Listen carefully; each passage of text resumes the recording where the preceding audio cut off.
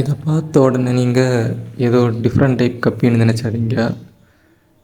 நல்ல கப்பியை பற்றி தெரிஞ்சே நினைப்பியா, என்னடா இது வித்தியாசமான சோலோ டெயிலாக இருக்குது, சோலோ டெயில் இப்படி ஒரு மொக்க டைப் ஆயின்னு. ஆனால் இது ரெண்டுமே கிடையாது.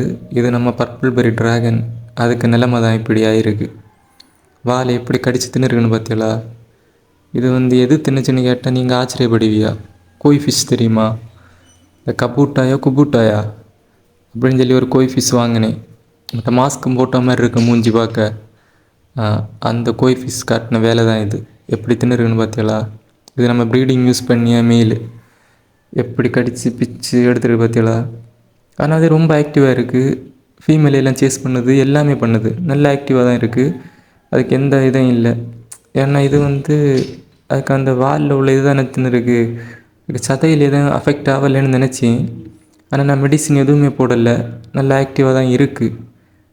பார்த்தீங்களா எப்படி இருந்த மீல் எப்படி ஆயிருக்குன்னு. நல்ல பெரிய வாலாக இருந்து அதை பார்த்து கடித்து பிச்சு எடுத்துருக்கு பீஸ் பீஸாட்டு. இனி இதுக்கு டெய்ல் வளருதா இல்லையான்னு சொல்லிட்டு அடுத்தடுத்த வீடியோவில் தான் அப்டேட் பண்ணேன், சரியா. ஆனால் இதுவரை நல்ல ஆக்டிவாட்டு நல்ல ஃபீமேல் எல்லாம் சேஸ் பண்ணிட்டு தான் கிடக்கு.